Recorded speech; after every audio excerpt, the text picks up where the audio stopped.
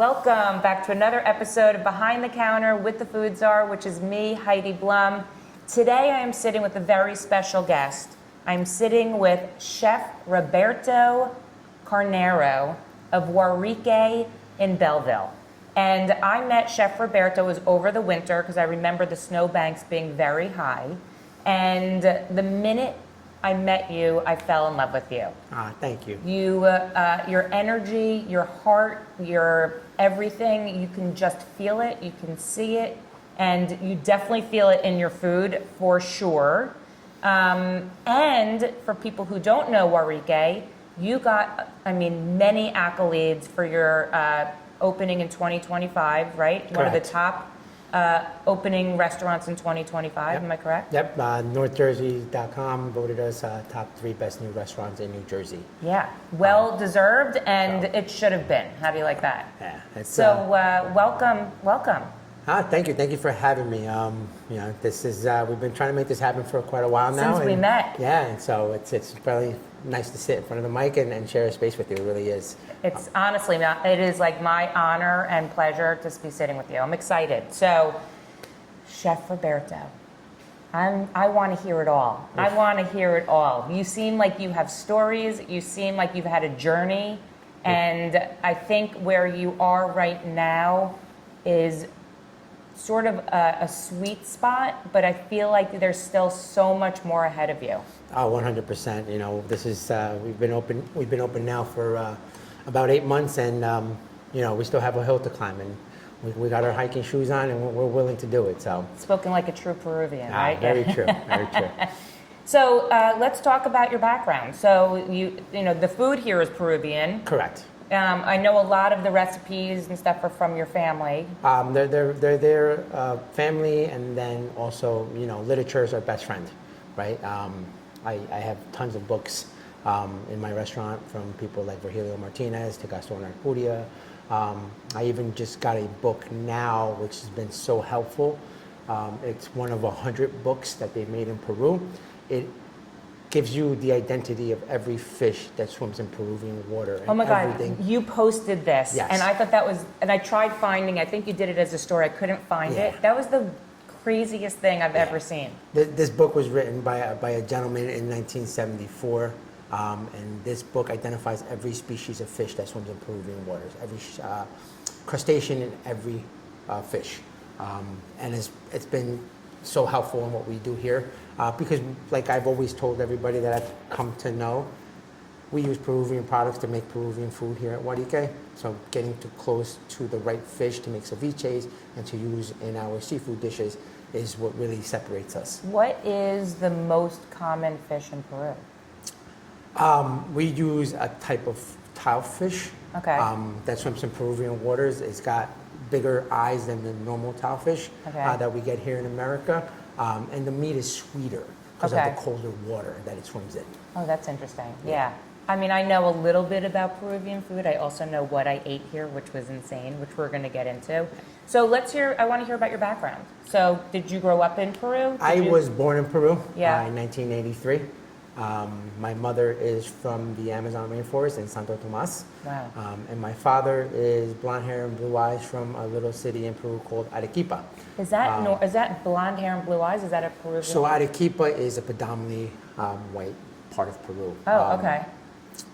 Back. A lot of Europeans settled in Arequipa. From what I've been able to gather from my travels back to Peru, there was 2 brothers with the last name Carnero that came from Spain. Where they came before that, I'm not sure. Sure. But one settled in Arequipa and the other one settled in Huancayo in northern Peru. Okay. So when did you move here? I came here in 1989. Oh, so you were like a baby. Yeah, I was a baby. So in your earliest memory, right, was food a huge part of your family? My mother tells a story about me jumping on a chair and putting my hand in a hot pot of rice at the tender age of about 4 years old. Amazing. I also have a scar on my hand from when I tried to grab a knife and someone pulled it away because I was in the kitchen with them. I obviously now today I know how to hold a knife properly. Back in Thank those days, God. at those age, Yeah. not so much. But my earliest childhood memories have always been surrounded by food. You know, we don't come from money. My family has a very humble upbringing. Yeah. You know, things like sopa de menudencia, which is gizzard soup. Oh. Is one of the most revered dishes that I love till today. Yeah. I'm actually trying to come up with a Warique version of this soup to present in the winter. Interesting. More, you know, upscale version of it, but with the Yeah. same flavors. And that's what we do here at Warique, right? We take those classic recipes that grandma and grandpa made, and we kind of give it a little bump, a little notch up or two. So you grew up, I know, right here in Belleville, right? I did. Belleville, New Jersey's home.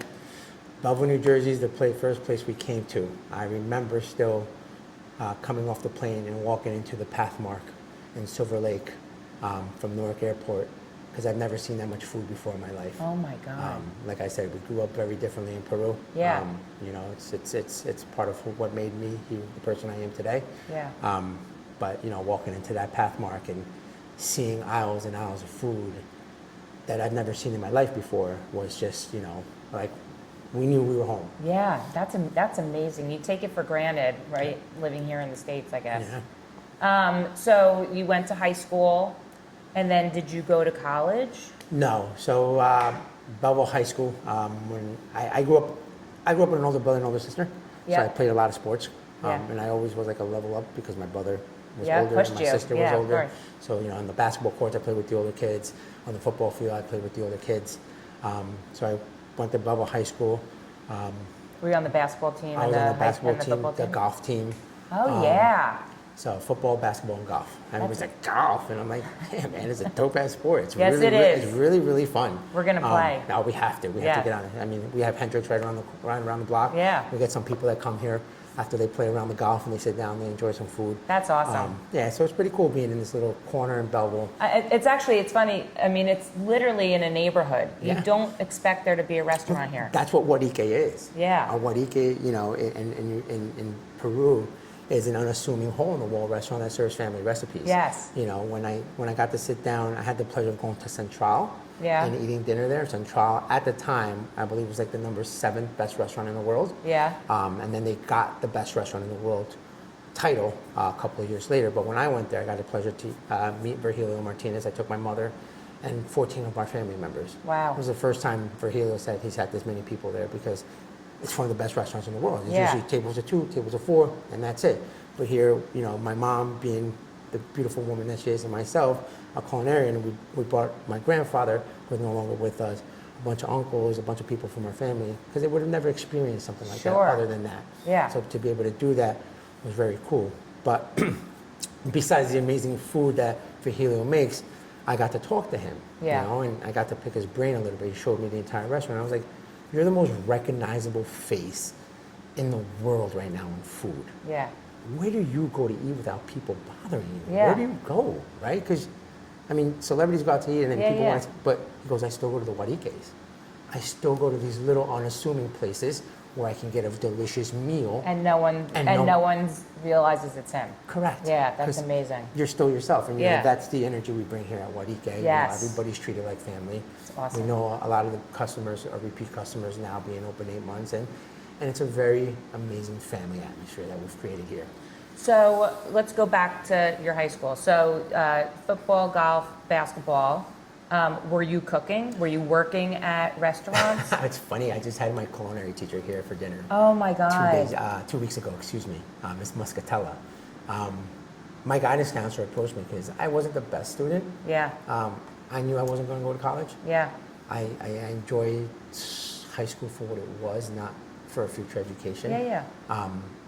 So my guidance counselor approached me. She goes, "You need extra credits to graduate," and I'm like, "Oh, okay." She goes, "You got to pick an extracurricular activity." She goes, "Well, there's mechanic class. That's all the boys. Wood shop. That's all the boys, and home ec." I'm like, "Oh wait, there's girls in there." So I went to home ec. Smart boy. Right? I was chasing all the beautiful young ladies at the time, but I started to like pay more attention to the cooking part of it, to the cooking making and the small stuff that we used to do. Yeah. And it kind of became fun. you know. But I still didn't know what I was going to do. Yeah, I just yeah. knew that I enjoyed it because, like we were talking earlier, my earlier memories were cooking with my mother and my grandmother. So kind of like just burned a little fire inside you, right? Yeah, yeah. So and we were having that conversation with Miss Muscatella. She was like, "Yeah, you came in like a little knucklehead, but you left a little better than you came in." And I was like, "Yeah, because I started to enjoy the food." Yes. So what was, so you graduate high school, and then where do you go? What do you do? I actually have a cosmetology degree. I went to Really? the Capri Institute of Cosmetology in Paramus. My sister was working at a salon in Cedar Grove called Salon Mosaic. Okay. She was one of the assistants and hairstylists there. And I didn't know what I was going to do, so I kind of went over there hanging out all the time. And Yeah. the owner was like, "Why don't you go pick up my laundry? Why don't you go pick up my dry cleaning? Why don't you go do this?" And so I became his errand boy. Yeah. And becoming his errand boy, I kind of just started doing hair. And so I went to cosmetology school. I was the shampoo boy. I used to make Oh my really good money because I God. used to give Yeah. head massages and shampoos. I know, it's the best. Yeah.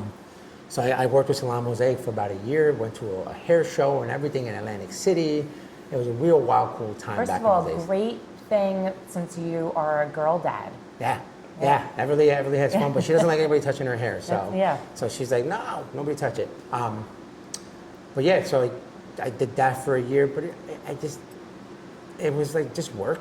Yeah. Right? You're just working. Like there was no passion for it. There was nothing. I left Salon Mosaic. I got a job working for Michelangelo's in Newark, New Jersey. It Yeah. was a family-owned restaurant on Broomfield Avenue for years. Yeah. And I became a busboy. I took a job bussing tables. I was spending more time in the kitchen than I was bussing tables. And you know, Robert Angel, the brother who was a chef at the time, he was like, "Why are you kidding yourself? I'm wasting money because you're not cleaning the tables. The tables are dirty. You're in here in the kitchen asking 1,000 questions About the cooking. about the cooking. Why don't you come in the kitchen and wash dishes and do little things? And if you like it, go to culinary school, but spend some time in the kitchen." And that was the greatest advice I've ever gotten. Yeah. You know, because the reality of the matter is that a lot of people think they can do what we do, Yeah. but it's a very stressful job and it's Yes. very tough. It's not for everybody. No. You know, being a line cook, being a chef. And you have to start at the bottom. I mean, yeah, you have to. The first job I took in the field paid me like $6 an hour, and I was thrilled. Yeah. I was happy. I was like, "Heck yeah, give me that position." It's crazy. You know? And then you know the dishwashing position. There's always a story with a dishwasher. Yeah. They are the most important person in a restaurant. Sure. They If are- there's no plates, there's no food. Yeah. There's no, you know, if I don't have a saute pan, I can't cook. Yeah. So you know, and you know. So so being in the kitchen, washing dishes, were you asking a million questions? Were you all of a sudden gravitating I would do a towards- little thing like, you know, at that time, picking basil and picking parsley. Yeah. For decoration was everything. You know, I would get things from the walk-in box. I would clean burnt sugar and burnt honey. It was the worst. Burnt tomato sauce at the bottom of the pan. Like, Yeah. You know, so you learn something by starting at the bottom. Yeah. Right? You learn how you don't want to be treated. So it's a very important, and I say that to people.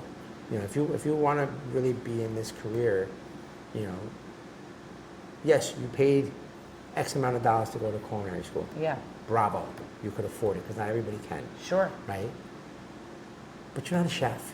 Yeah. You're not even a cook.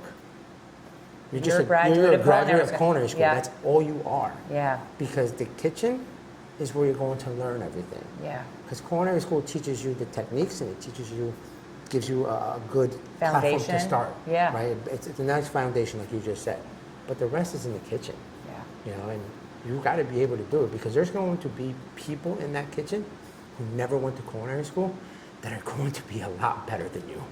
It's so And it's a so humbling true. experience. It is a very humbling experience. So did you go to culinary school? I did. I went to the French Culinary Institute in Manhattan. Okay. It's no longer there. Yeah. It's now the International Culinary Center. It merged with ICE. Yeah. And they became one after COVID. It was fun. Jack West Papin was there. Daniel Ballud was our dean. Oh, wow. So I just actually got to see Jack West at the Food and Wine Show. And I was like, "You were a dean at my school when I went there, now Oh we're my here." God. And it's like a full circle moment, right? When you get to see all these people who you've always idolized, and now you're There are a lot of New Jersey chefs. What's that? That's the phone. Oh. The phone's always ringing here. There's a lot of New Jersey chefs that went there. I feel like, were you in class with any of them? No, so the one person who we didn't really go to school together, but we were at the same school. Yeah. Is a good buddy of mine, a good friend of mine. We actually use his pasta here at the restaurant. Michael Cosenza. He went also to the French Culinary Institute. We both went to Belleville High School. Oh, that's so funny. We both went to French Culinary, and we're both in the field. What's his pasta?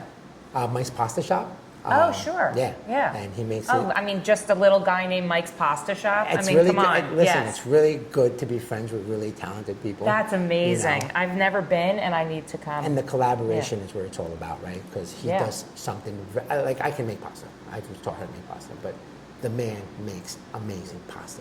And he's my friend, so why not support his business and help him support mine? Yeah. Because the pasta is But that's always what makes you consistent. special. Correct. The pasta is always consistent. The pasta is always fresh, and it's always delicious. Yeah. So Okay, so you go to culinary school, and then what do you have to do, like the internship, the trial? I walked out of culinary school, and I walked into Babo, and I said, "I'm the chef you hired." And they said, "Chef, the basement's right down this way." So I went down to the basement, and I peeled potatoes, I cleaned carrots, I did onions for about 3 months. Then I was allowed to do other things. Yeah. But I wasn't allowed to use a knife. And this is why I always say culinary school is just a platform, take the next step, and then take the next step after that. They wouldn't let you use a knife? No, I didn't go upstairs. I was at Baba for about a year and a half. Yeah. And probably at like the year mark, I was able to go and cook. Wow. Like little side dishes. But that was the way it was structured back then. Yep. Right, I've been doing this for over 23 years now. 20 years ago, you humbled yourself, you walked in. Was it Mario Batali back Mario then? Batali was Yeah. back then. Yeah. Wow. It was a fun place. It was a fun place to work. And then after a year, about a year and a half, I left there, and I worked for another guy, another small-time guy called Bobby Fly at Bar Oh, America. I think I've heard of him. On 57th Street and 7th Avenue, Bar Americana. Yes, of course. And there I got to cook a little bit. Yeah. And spend some time in those kitchens. Then I had enough of New York City, the traveling and all that jazz. It becomes a beats lot. you down, yeah. And I got a job with the Harvest Restaurant Group. I was a chef at Summit Roots Steakhouse in Summit, New Jersey. Yes. I helped open the Morristown location. Wow. After about being there for 2 years. Yeah. So that was where I really earned my stripes and learned what this business was really about. The Harvest Restaurant Group is one of the top groups in New Jersey. Yeah. They have over 10 restaurants all over Route 10 and Livingston Yes. and Grotto and all those places. Yeah. Ocean Prime now, they have a whole bunch. And they're all good. But yeah, I remember working over there with Chef Steve Wachowski. And like once again, walked in, got a job, did a trail, started making sides, Brussels sprouts, mac and cheese. Everybody's favorite, by the way. Yeah. Mac and cheese, all those good jazz. And then, I remember I took that job, it was like, honestly, it was like $9 an hour. And someone was like, the guy that cooks fish makes $10.50. I was like, okay. So I cooked fish. Yeah. About 2 months later, got that job. Then they were like, the other guy makes $1 more, $11.50. Doing what? And he was the meat guy. Okay. He was on the broiler. Then I got his job. And I was like a sponge. Chef Steve Wachowski was not a famous chef in New Jersey. Yeah. But when I tell you he was probably one of the best chefs I ever learned from, his OCD, his organization, Yeah. the way he did things, the way we were ready for service. Road Steakhouse ran like a Yes. clock. I mean, it We would opened up with a bang. We would do like 700 covers on a Wednesday. Friday nights were a line, reservations started Yes. at 4:30. And I remember this one time we were cleaning, it's like 11:30 at night, and he's like, the New York Jets want to come in for dinner. Can you guys stay? And we all looked at Chef after getting beat up on a Friday night. I think it was, did like, I don't know, crazy number, like 1,000 people. And we were like, yes, Chef, because that was the kind of person he was. Yeah. You wanted to go and do that. The extra mile, yeah. And so, worked for them for a while, left them and went to work for Ryan DiPercio Yes. over at Botello. Yeah. I Batello is another behemoth of a restaurant. Yes, it sure is. You know, from doing weddings every weekend to a la carte service. That is where I learned how to cook pasta. Ryan's restaurant at Batello made me a man. Did you learn from Ryan? Yeah, Ryan was there. Did you ever go to Fashina when he had it in Montclair? I did. I helped out Yeah. one time with him. He needed help over there, so I helped out over there. Yeah. And that was his baby. We had talks about me going to go lead that kitchen at one point, but that kind of fell through. Yeah. Because the kitchen step had just lost their chef, so they were like, "Why don't you go to the kitchen step?" So I became the executive chef of the kitchen step. Yeah. But at Batello, everybody gets a pasta for an appetizer. Some people get pasta for a mid-course. Some people get pasta as an entree. So at any given moment, you are picking up 6 to 12 pasta dishes. Wow. And Ryan tasted all of them. Really? Ryan, that was his baby. That's how he got his name. You know, he is one of the top chefs in New Jersey. Yes. Because his restaurants demand excellency. Yes. And that's how he is, and that's how we worked. Yeah. You know, and today all my pasta dishes are like, people come here and have pasta dishes at Warique, a Peruvian restaurant, and they're like, that's a really good bowl of pasta. And I tell them how I learned how to cook pasta. Because Yeah. you have to, Pasta's not a Peruvian. So, Peru is a beautiful place for the many influences that it has. Right. A lot of people today know the Japanese influence from the cake cooking, which Maido has made famous. Maido was the best restaurant in the world a couple years ago, a year or two ago. Right. And they do the Japanese Peruvian fusion. Right. We also have chifa. Chifa is the Peruvian Chinese fusion. Wow. From the Chinese immigrants that came and helped build the railroads Yeah. in Peru. But before that, and it's a part of the Peruvian culture that most people really don't talk about, and I don't know why, but it was the African influence in the comida criolla. There was actually more African slaves in Peru than there ever was in America. Whoa. I didn't know that. And it's a rare part of our food scene. La comida criolla is delicious. It's amazing. It's African influence, it's Caribbean influence in Peru. Yeah. You know, the anticuchos, which is skewered meat, comes from their influence. Ají de gallina, which is, you know, leftover meat that the master wouldn't eat. Yeah. They would pick off the carcass and make a delicious meal out of it. Amazing. You know, they made do with what they had, and they created this whole gourmet cuisine from it, and it's delicious. Wow. And then lastly, between 1840 and 1890, there was about 400,000 Italians that came to Peru. And that's where we get our tallarines verdes, our tallarines rojo, sopa minestrone, the jalea, which is deep fried seafood, comes from the calamari sect of Italy, Wow. of deep frying things. So, you know, Peruvian food is a mixture of everybody's food. Yeah, it's like and that's very what makes diverse, it sounds Correct. like, And, yeah. you know, I've had the pleasure of seeing Peru like a lot of people haven't. I'm not only a kid that was born in Peru, so I go back to see my family, but I get to eat. Yeah. Not only in the markets, but at Central. Not only at Central, but in a Warique, on a stall in the corner of the street. Like, Yes. I get to see it in The a real very experience. different view than most Yeah. people do. So, so at Patello, you're doing the pastas, and then where does that take you? To the kitchen step. Okay. The kitchen yeah. step, like I said, they had just lost, we were working at Batello, there's, you know, 30, 40 cooks. It's a huge kitchen, I sous just saw chefs, it, yeah. one chef de cuisine, and then obviously Ryan, who is the owner and executive chef. Yeah. And as fun as Batello is, you know, you're doing weddings Friday, Saturday, Sunday, you're doing a 10 lot. cases of Brussels sprouts, 400 pounds of short rib, you know, you're wilting 30 cases of spinach.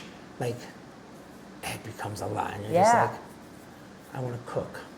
So when the kitchen step position opened up, Kitchen Step was their smaller restaurant in Jersey City, Yep. by Grove Street on Jersey Avenue.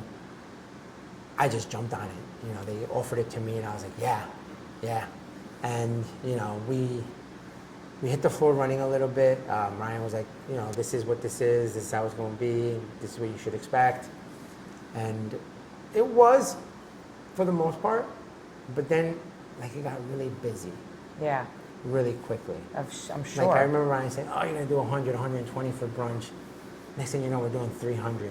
And Because people follow him. it's a small restaurant. Yeah. So to do 300 people for brunch is not an easy task. Sure. And it's just keep your head down, You execute. probably get swallowed up by it. Yeah. Yeah. But it's an amazing place to learn, and you know, it leads you to other great opportunities, right? And you know, working with Ryan at the kitchen step and doing all these things got me other positions, which then, you know, I got to meet David Viana and he's been my mentor through and through. I remember you telling me that. He I want to hear that. has- I want to hear about your relationship with him. We'll get to that point because he is a very important person in my life. Yeah. David Viana wasn't just a mentor, he was a friend. And he's so empathetic, he's so down to earth, he knows what this world can do to you and how quickly it can swallow you up. But he's just a really, really good human being. Yeah. And we'll definitely talk on that. Yeah. He's up there for me. Yeah. So, but the kitchen step was fun. That led me to working at. I got a little stage with the White Horse in Jersey City. Then they had another restaurant down by, I forget the name of it, but I was there for about 2 years. And then obviously meeting David Viana. Yeah. And then opening up Little Tijuana, which led to all this. So. So I didn't know about Little Tijuana. So David, Where did you meet him? you want the real truth? Yeah. So David Viana was on Top Chef. Yes, he was. I had, like, working for Mario Batali, for Bobby Flay, Root Steakhouse, all that. I was like, I'm going to be the youngest contestant on Top Chef. I'm going to get on there. And those ambitions, those burning desires, you know. But it never happened. But David Viana was on there, and he was a Jersey connection. Yeah. And then I started following him on Instagram, and he followed me back. And I started like, oh, chef, you did a great dish. Just like hitting him up on Instagram, Yeah. little by little. He was the executive consultant chef for Little Tijuana in Newark, New Jersey. Okay.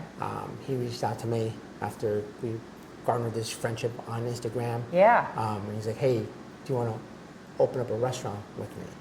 I was working in Hoboken. Had you guys met in person? Never. Oh my God, that's wild. Okay. I was working at a restaurant in Hoboken called Serenetta Uh-huh. by Gabby. I forget her last Lombardi. Gabby Lombardi. She is phenomenal. She owns Serralina across the street, Serenetta. She now has a couple other restaurants Oh, in New amazing. Jersey. And the chef at the time was Jane. I got the CDC position. It was a step back from what I was used to, but Jane came from New York and he was doing really cool stuff. And Serenetta got this like amazing review. The other kid that I worked with was at Per Se, and the other kid that I worked with was like at the Modern. Yeah. And here's Roberto from New Jersey. Right? So I was like, yeah, I could do this with these kids. Now I'm meeting this group of kids who at our like top restaurants in New York, and now they're under my tutelage, right? They're Yeah. underneath me, which was an amazing time. But David reached out, and I had to tell Gabby I got to go. And this was only after like 7 months there. Yeah. Because You like this? You felt this was your moment. When chefs like David Viana reach out, Yeah. you listen. Yep. And I listened, and it was the greatest thing that ever happened in my life as a chef. David Viana helped change the trajectory of where my career was going. Wow. Yes, he is by far the most important person in my career. We come from a place where we thought it was okay to be yelled at, to screamed at, to be cursed at, pans smacked, dishes smacked, you know. It was a very wild, wild west, the early days Yes. of the kitchen. Mm-hmm. But working with David, opening up a restaurant with David, helped change the way I saw the way a The industry. restaurant works. Yeah. And he remembered, and I still use this model to this day: be the change you want in this industry, Roberto. Mm-hmm. And that's what I did. Prior to meeting David, if you would have asked me if I would have ever allowed my daughter to become a chef or a cook, I would have told you no, Yeah. because that's just, we were in a different place. Yeah. But today, I would be proud of my daughter to be in a kitchen, to work as a chef. It's amazing. Because we're creating that Different atmosphere, environment. Yeah. that environment, you know. So you opened Little Tijuana together? Together. I was his executive chef. He was the consultant. He would lean on me. That was a monster. We would do 1,200 people on a Friday night. Tacos and birria tacos and barbacoa and all that good jazz. It was just a mayhem. Wow. And it was the tiniest kitchen in New Jersey. And there was like 4 cooks, me as a chef, and we just did it. Was this before he had heirloom and everything? No, he already had heirloom. Okay. Little Tijuana came, then he opened up Lita, then he opened up Judy. Yeah, yeah. You know, and having David Viana on your resume, people are just like, yeah. Yeah. Yeah, I always say this, and I know this because I have a lot of friends in this industry today. Yeah. A lot of people who now work at different locations, but David Viana is single-handedly responsible for how amazing the food is in New Jersey, because a lot of the chefs running kitchens today came from his kitchens. Yeah. You know, down the shore, Yes. all these great restaurants. If you ask where they worked, the chefs worked before that, they will tell you David. Well, yeah. I mean, you know, I'm a huge David Viana fan. Yeah. I mean, Lita is One of the best, one of the best restaurants in the United States. It's insane. It's not in New Yeah. Jersey. Like, he's getting recognition. James Beards, he's, you know, all flying all over the place to do it. Yeah. Lita is, what he's done over there, the model that he's created, Yep. it's just And revolutionizing. it's not even just the model of the food and the restaurant. What I love is that all the people that work for him in the restaurant, they all change position. Yeah. So you have to be a server, you have to be a bartender, Yeah. you have to. I mean, that's such an amazing concept. Yeah. And everybody shares the spoils. Though. Yes. Everybody shares it, Yeah. right? Like that model, and that's why Warique is so special to me. Yeah. Right? Because I grew up in the model of kitchen in the back, restaurant in the front. That's the model, Yeah. right? I didn't, as a cook or as a chef in that restaurant, we never knew who you were. And Yes. we didn't know who we were. Yeah. Unless you were a well-known, you know, the David Burks or Yeah. or the Tootie Tooties of New Jersey Yeah. cooking back in the day, right? But today, like, if you look at my restaurant, you are part of the kitchen. Yes, you are, and that's what I love about it. You here. know, It's like- it was amazing. I mean, I sat at the counter. I was working for the Jackdaw Group, running Deer Mine in Hoboken. I was with them for 3 years, excuse me. What's it called? Deer Mod. Okay. It's in Hoboken. And after being there with 3 years, I was on vacation with my wife and my daughter. When I got back from vacation, they fired me. Like, we don't need you anymore. I was like, okay. Thank you. I'm now sober for 9 years. Congratulations. My wife, we've been married now for 4 years, together for 5. That was probably my darkest time in 9 years. Because you're an executive chef, you're running a successful restaurant, food cost is down, employee cost is great, food is beautiful, you think you're hosting, and then the That's carpet gets pulled smacked, from yeah. underneath you. Now, you have a newborn child, your mortgage is due, car payments are due, everything is due, and you're just like, I didn't know what to look for or where to look. It was probably the closest I've been in 9 years to picking up a bottle, and I didn't tell anybody. It was a very scary time. You know, I'm sweating just talking about I it. know. now. I see it in your eyes. And aren't you so proud of yourself that you didn't? Oh, you know, I just kept going back to everything that I've learned for those prior 7 years, right? Like, one day at a time, 1 minute I at was a gonna time. say. So I was gonna say, what The next pulled moment. you out of it? I didn't tell anybody this, and I just kind of, because I was just moping around, doping around, you know, turning down opportunities because I was, you know, there was ego-driven Yeah. there. But I took a job for a buddy of mine, helping him out at an Italian restaurant in Belleville. It's called Me and Tommy's. And I was in his kitchen, that tiny little kitchen. One of my favorite restaurants, by the way. Shout out Me and Tommy. Me and Tommy? Yeah, Okay. Tommy, me, Yeah. excuse me. And I just cooked back there a couple nights a week, just moving pots and pans again. Yeah. And he doesn't know this, and I haven't had this pleasure having this conversation, but he kind of, him giving me that job Saved you. kept me from going to pick up that bottle. Like just going in there and just moving saute pans, doing what I normally was doing for a very long time. And I would do that 3 times a week, and I did it for like, I don't know, 3 months, 4 months. Yeah. Just quietly, me and him back there just cooking, getting things done. How long ago was this? This is like 4 years ago now? What? When you were working for him, when all this no. happened? I was let go of Dear Mod last year in April. Oh, wow. Last year in April. And I was working with him probably by, June, July. I worked with him. It just kept me focused. Wow. Kept me away from doing something that I probably would have regretted for the rest of my life. Seeing Everly every morning, seeing my wife every morning also gave me that will to continue on what I'm doing. Sobriety doesn't stop because you stop drinking. Sobriety is every day, everything you do, making sure that everything is. It's a lifelong journey. Yeah. And listen, I'm not perfect. None of us are. There's the scariest part of sobriety is not the failures. And I've said this 1,000 times to people. The scariest part of sobriety is the happiness. Because you say to yourself, man, I've done something. I deserve a drink. Or, man, let me pat myself on the back. I just achieved another goal. Yeah. Maybe I can celebrate this time. Yes. Right? And it sneaks up on you, not just during moments of failure and bottoms, but it's also moments of highs and happiness. Yes. Because now you think, oh, I've been sober for 7 years. Yeah, I did it. I did it. I can do this now. Yeah. I can probably do this like a normal human being. Yeah. But, It's a disease. Yeah, it is. People don't understand that sometimes, but it's a disease. Yeah. Yeah. It's tough. It's tough, and it consumes a lot of us. It consumes a lot of people. Do you go to meetings and stuff? No, I did in my early sobriety. I did for like the first 5 years. Yeah. Now I just kind of help myself. I did something cool in Peru. It's called ayahuasca. Oh my God. Yeah.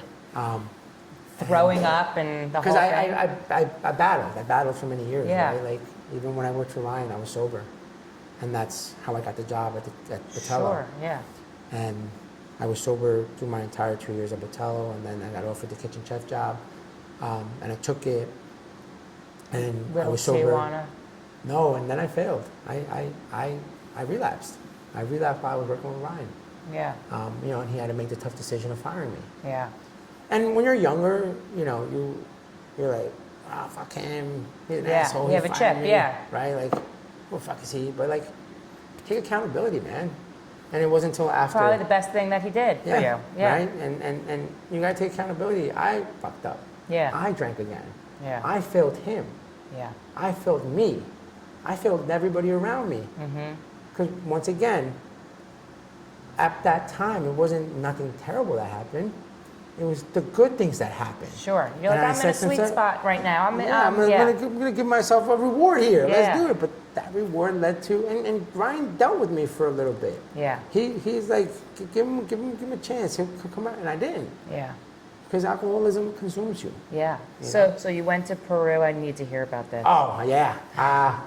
I spent the week in the Amazon rainforest, man. I went to go By yourself? No. I had my cousin at the time. He was. There was a guide and stuff. No, my cousin. I have family there. We still have a house in Peru. It's in. No, I'm saying like when you do the ayahuasca. I went back to Peru when I was 33. Okay. Because I wanted to meet my biological father. I had never met him. My mother had never spoken a bad word about him. As a matter of fact, she would always talk about how good he was. He took care of my mother, my brother, and my sister, who were from a different father. So she always spoke well about him. It was just the circumstances at the time, the world. They came from different levels of hierarchy in Peru. My father being arequipeño, blonde hair, blue eyes. My mother being from the Amazon rainforest. It was frowned upon. Yep. It was like Belleville back in 1995, right? Like I couldn't date an Italian girl because I was Peruvian. Yeah. That was just the reality. Yeah. That's just what it was, right? So I went back to Peru to go meet my biological father, and I met my cousin who took care of everything for me. He had passed away now since then, but he would take me to different places. So every time I would land in Peru, go to my family's house in Lima, and then we would go to either Arequipa, where I went one time, Cusco, where I went another time, the Amazon rainforest. But during my first couple of trips, I used to always hear about ayahuasca here in the States. So I had reached out to him and I said, keep it quiet. I don't want anybody to know because my mother's gonna go crazy. What are you doing? My sister, who is a big role in my sobriety, she called me every single day for about 2 years. Every morning she would call me, check in on me, see how I was from the night before. Yeah. But I went to Peru the first time. I was like, yo, I keep hearing about this ayahuasca thing. He goes, oh, but we got to go to the rainforest to do that. So we can't do that now. We already have a trip planned to Cusco. And the second time, we already have a planned trip to Arequipa. So the third time, we kept it quiet, and I was like, hey, let's go to the rainforest, and we'll do this. So I did. I went to visit my mom's hometown in the Amazon rainforest. I saw the house where she kept us for a year and a half while we lived in the Amazon rainforest. Because she had to escape everything that was happening in Lima. So she went to the rainforest. I saw the house and everything. Just the way they live out there is super cool. I'm the sure, houses are on stilts, so when the Amazon River rises, nothing floods. So like you got to walk up these steps to get to the main home, which is 30 feet in the air. Wild. So I went to Iquitos. It took so long because you got to find the right person. You cannot just go to Peru and be like, oh, I'm going to do ayahuasca. Yeah, I don't think so. They're just going to take your money. Yep. That's one. They're going to just blow some smoke in your face, give you some water from the Amazon rainforest and say you did ayahuasca. Yeah. Which happens to a lot of people. I'm sure. There's a lot of scam artists down in that part of Peru. And then two, if you do ayahuasca and you do it with the wrong person, you could have the reverse happen to you. Instead of helping you, it can hurt you. And there has been a lot of documented videos of people who go the other way and don't come back the same. So it's a very, I could see that. It's a very scary thing because you are in a hallucinating stage, and it has helped with my sobriety. Did you have like the visions? I had to open myself up. Yeah. The reality of the matter is that my mother came to this country to give us a better life. She left Peru young with my grandmother and my aunt. They came here. My mother had to make the hard decision of leaving her 3 kids behind. And when she was in a better place, she brought us here. Unfortunately, during that time, things happened. And it is part of why I became the person that I was, an alcoholic and a drug addict early on in my teenage years and in my early career, because I was hiding demons. I didn't want to come to terms with them. Yep. So you masked it. So I masked it. Yep. But when I did ayahuasca, it helped relieve a lot of stuff. And release it. And release it. And talking to my mother too helped. So today I'm in a better place as a human than I ever was when I was younger. But ayahuasca's a trip. Yeah. It's no pun intended. It's a trip. You know, from the liquid concoctions that they make, to all the things that they burn, and you sweat and you just throwing up. I mean, I've seen some of the and documentaries. it's true, right? Yeah. But it's true. A lot of what we do is a lot of what we absorb today, right? The energies, the auras, the spaces that we go into. Yeah, you have to release the toxins. We consume a lot of these things just by walking by people or being in the incorrect room. Yeah. Today, if my wife's not in there, I'm not in there. It's just the way we roll, right? Like, if you're gonna invite me out to dinner, you gotta invite Everly. Yes. We're a family. That's how we do that. Everly, and I laugh because my wife thinks I'm crazy, but Everly has had more Michelin star dinners at her 3 years of age than most adults have. Isn't that amazing? But it's just because I love going out to eat. Sure. And, I go support everybody. Yes, I know you do. I am out. I saw you were at Judy's. I'm out supporting my friends. Yeah. Making sure I do my due diligence because they do it for me. Yeah. And that's how this business goes. So let's talk about Warique. So you decide you get fired. You're working for Tommy and me and Tommy, whatever it's called, right here in Belleville. Yep. And then what happens? Do you say? So at the time, me and a friend of mine, Louis San Blas, decided we were going to do a pop-up. We had been trying to do something for years. So we got together, we're like, let's do a pop-up. A friend of mine at the time, Emilio, had saw that I was, going through some stuff. He's like, well, just use my space. Don't worry about it. Just Emilio's Wood Fire Kitchen? Emilio I have to get there. Ralph from Emilio's. He opened up his doors to me, and we did a pop-up, and it was 40 people there that first night. Was it Peruvian food? Yeah, Wow. out of a wood fire oven pizzeria In Nutley. in Nutley, New Jersey. That's incredible. And we did that one, then we did one on top of a mushroom farm, Life Cap Farms in Jersey City. But the reality is that pop-ups aren't sustainable. No. But it gives you an idea of your menu and what Pop-ups people are like. cool. Yeah. If you're going to keep them to like 4 or 5, max 6, those are cool. Yeah. When you're just doing pop-ups every 2 months, like what are you really doing? Yeah. Right? Because you're taking time away from the restaurant that you work at, and you're taking away time from other people that are Yeah, I mean, they're good to expose somebody to a different restaurant, correct. right? But So then yeah.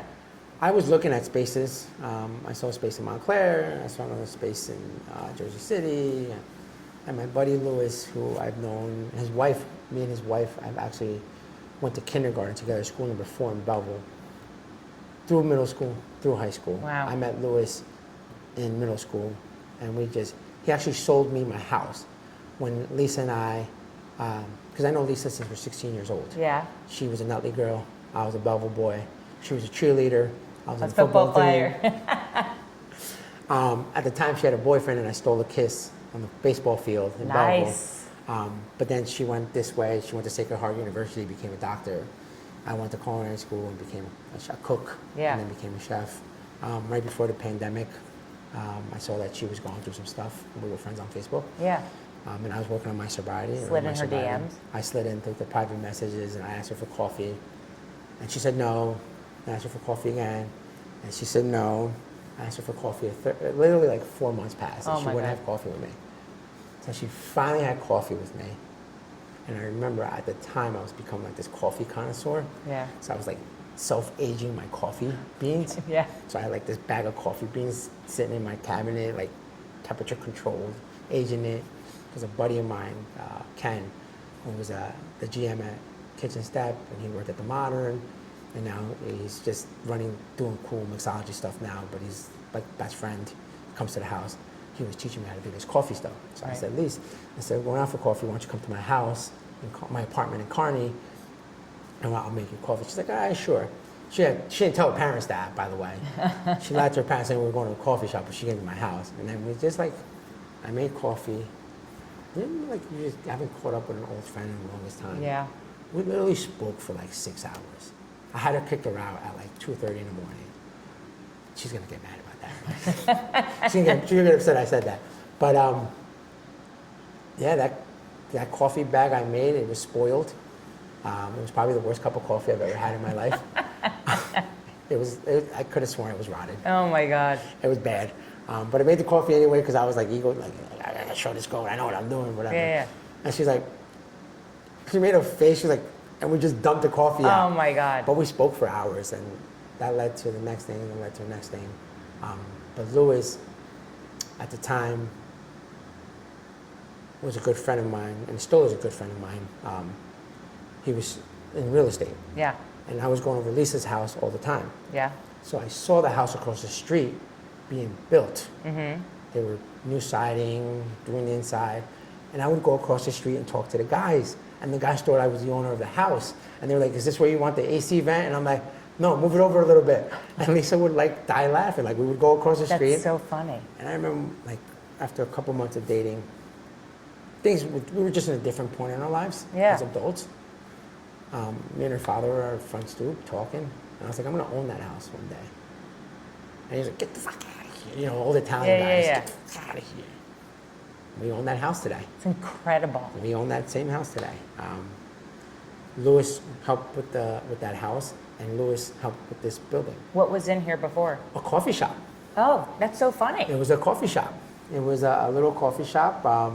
You know, the bar was longer, it was open, there was green walls, fake grass everywhere. It was very dark. And Louis showed it to me. I was like, nah, bro, this ain't it. But he's like, bro, take a look at it again, man. And we did. Me and Louis came back here. We sat here for about 45 minutes. We had coffee. And I just started knocking walls down in my head. Just started doing things. My brother, who is a retired Marine, he did 2 tours in Iraq, 1 in Afghanistan. Wow. He helped build this with me. Oh, wow. He has a small little construction company. He does odd jobs. Yeah. He helped with the bar, everything that's here, as you can see. My mother has been a very integral part of this. Yeah. She was the person who... She makes the desserts. She makes the flan. She makes the flan every week here. Yeah. Every week she makes fresh flan. And it's everybody's favorite.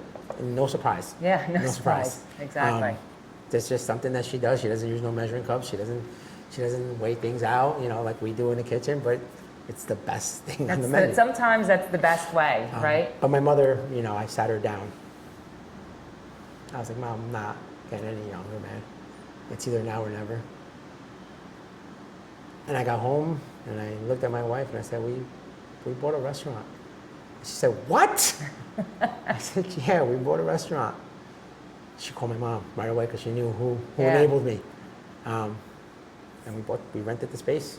We started working. Louis, you know, San Blas, who I was doing the pop-up with, was my chef at the time. He was my right-hand man. He's now doing his own beautiful thing out in Jersey City. Amazing work that he's doing out there. Really, really talented cook. Wish him the best of luck.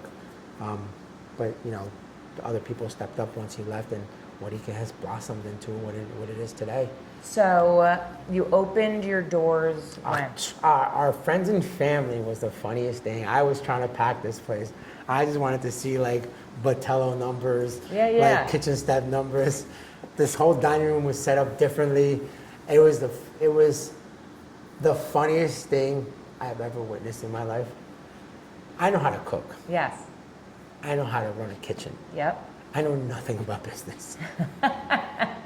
Not a damn thing. So I set this dining room up. It was the wildest thing. People had to ask the other people to get up so they could use the bathroom. People had to get up there. And then after that, friends and family, but everybody came out and supported. Everybody had a really good time. Everybody loved the food. I was like, you know what, guys, we got to lose a table. We got to lose a table. It's a small space. How many people does it sit? 26. Okay. 26 comfortably. Yeah. As a a la carte restaurant. Yeah. But when we do parties, which we've done plenty of, yeah. I've done 3 weddings out of this restaurant. That's insane. 3 weddings, and we put the tables together. We put extra chairs on the end. Yeah. We fit 30 people comfortably here. Wow. And have a good time. It's amazing. So, so for people who haven't been here, give a little rundown of what your menu is. I know it's amazing. It's amazing. You know, for the first time, I feel like I'm cooking for purpose. Mm-hmm. My menu, I'm not like earlier on in my career, I feel like I was cooking to survive, right? To stay afloat, to pay bills. Still had passion, yeah. But it was a different cooking. Today, my menu, the way I cook, is down to the core, man. I've ripped all the layers of the onion, and I'm at the heart. Warique is not your typical casero restaurant. You know, I love those places. They're amazing. They're delicious.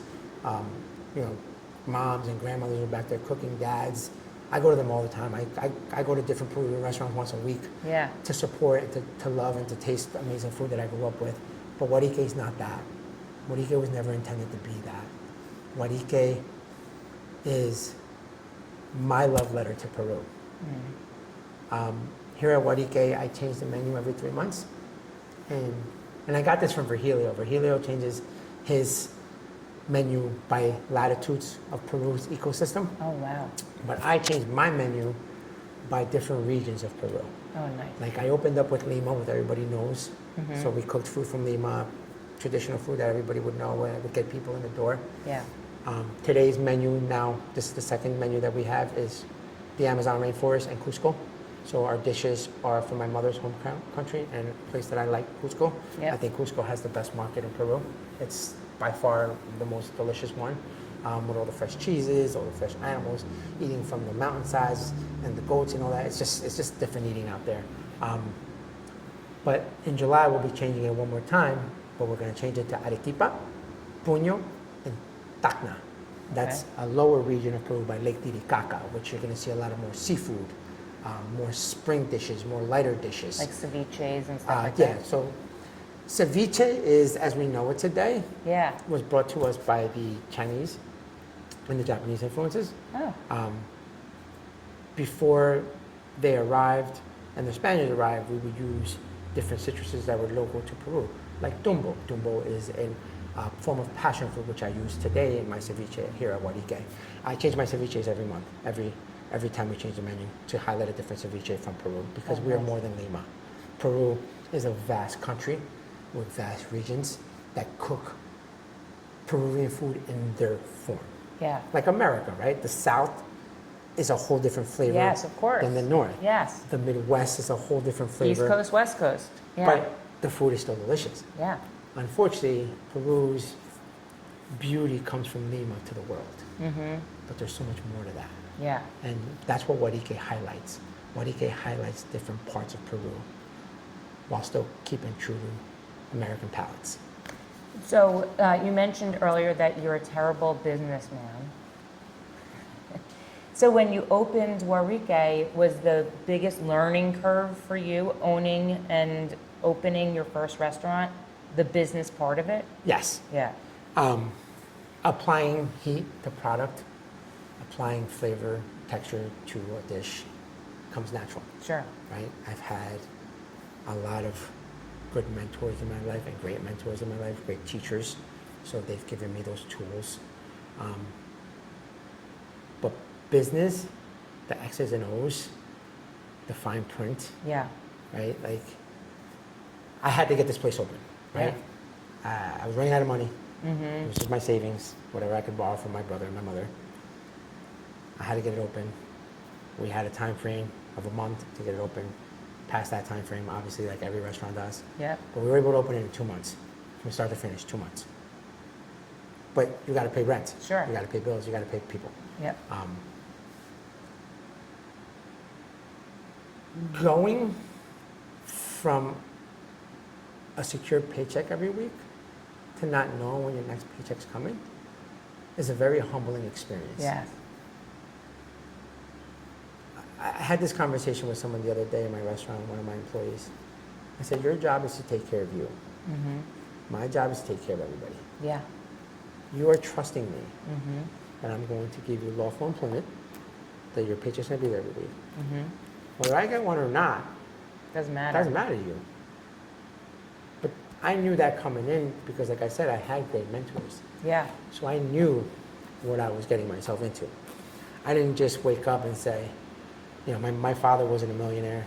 My mother wasn't a billionaire. We've worked for everything we have. You know, I did it. I opened it. And then the next week came. I had to payroll. And I'm not good at computers, period. Right? Doing some of the stuff online for the restaurant, the PR stuff that I do. You know, because when you're a small business owner, you're not just a chef. No, you're doing every aspect of You're the business. You're the plumber, right? When the dish pit backs up, you're the plumber. When you know, the only time I really don't mess with something in this restaurant is when it comes to electrical. No, Sorry. good, smart decision. Sorry. But you do your social media. I do my social media. I do all the content. You know, I am PR. I am the chef. I am the owner. I deal with all the bills. I deal with everything. And it's hard. Yeah. It's hard. So, Right, like- so 8 months in, how do you feel? How do you feel the growth has been? I feel very blessed. Warique has been received with so much love. The energy with the people. This is an intentional restaurant. Yes, it is.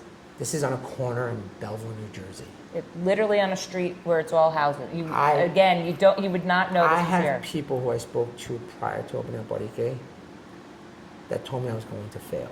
No. Because nobody comes to Belleville for dinner. That's what they said to me. I did, and we'll do it again. You got to believe in yourself. Yeah. You do.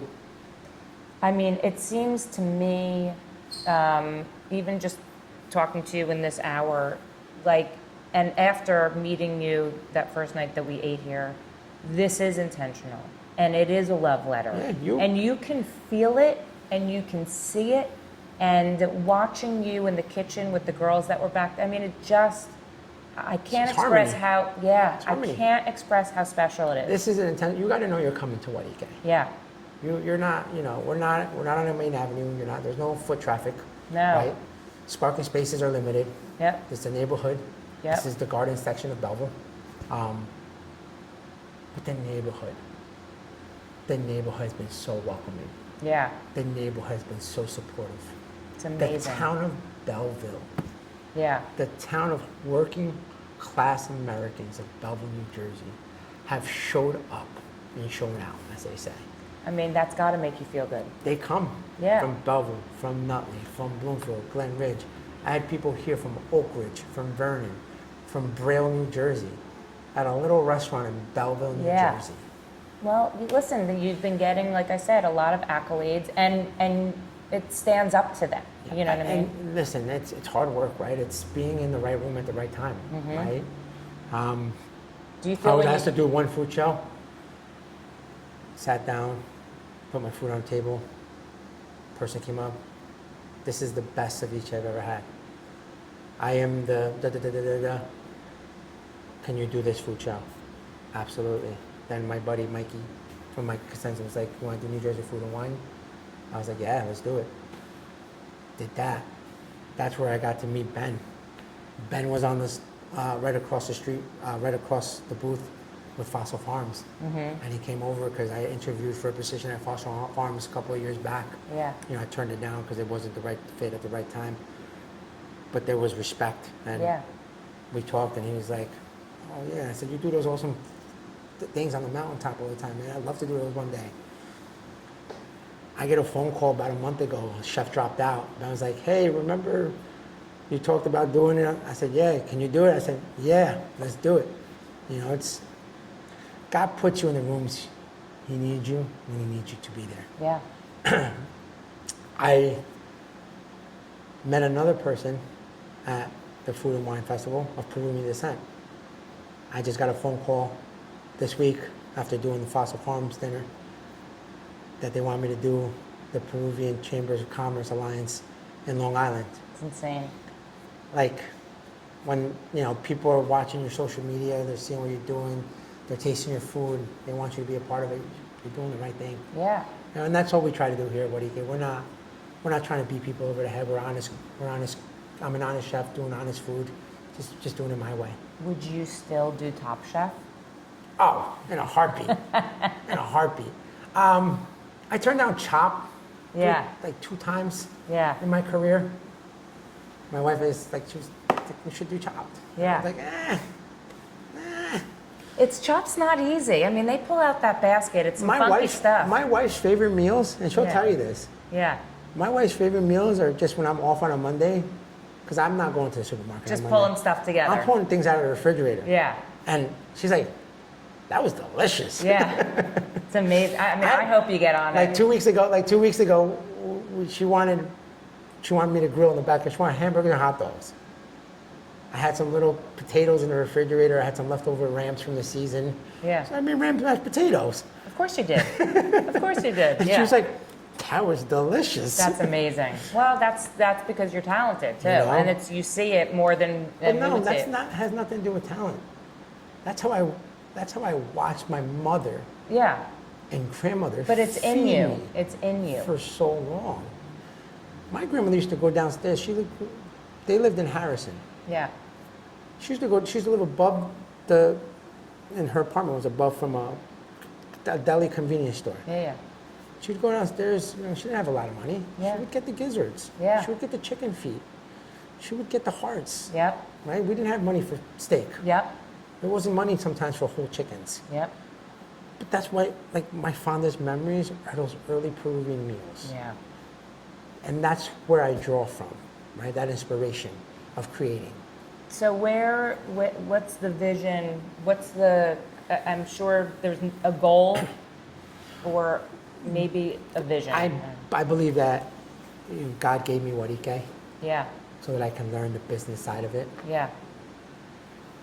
a 26-seat restaurant is a lot less headaches than a 300-seat restaurant. Sure. Warique will always be here Yep. for as long as Warique is able to be here. But my goals are to, open another restaurant somewhere in the near future, somewhere with a liquor license, because it's like I said, I have talented friends. Yep. I have talented friends who are mixologists. My best friend is a mixologist. My other best friend is an executive chef. So, if we've been trying to do something together for a very long time. So if God gives me that opportunity, we're going to do it together. Sure. I don't want to, how do I say this? I am a chef. I was born in Peru. I'm not a Peruvian chef. They're in Peru. I am a chef who loves Peru and wants to write a beautiful love letter to it. Sure. That's why I would never say I'm traditional. And a lot of people are like, is this even a Peruvian restaurant? I'm like, why? Because there's not a Peruvian flag hanging on the wall? Right. You know what I mean? Yeah. I get up every morning, I go source stuff. I go to Passaic, I go to Patterson, I go to Queens. I go to all these places to make sure that I have Peruvian ingredients to make Peruvian food. Yeah. We pickle all our own stuff. We pickle Peruvian products to make them last longer, because sometimes we're able to get 30 pounds, but we don't need 30 pounds. So then we use the 15 pounds and then we pickle the other 15. Yeah, yeah. So just to have it, right? And it's fun, man.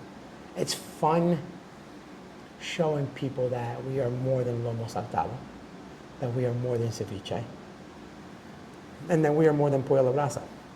Those things are delicious, and those Like things a are Peruvian amazing. chicken. I love a Peruvian chicken. Oh, it's phenomenal. It's delicious. Yeah. But we're patarasca. Yeah. We're ceviche. We're all these other dishes that have been there for years that till today I haven't been able to show anybody.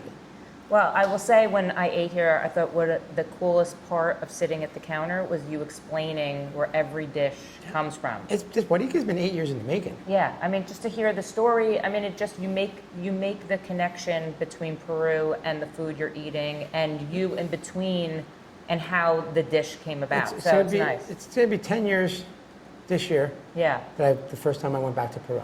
yeah, And every time I go back, I absorb and I learn. yeah, And going to a different region shows you different fruits, shows you different vegetables, shows you different preparations. yeah, In Arequipa, they don't even cook with stoves.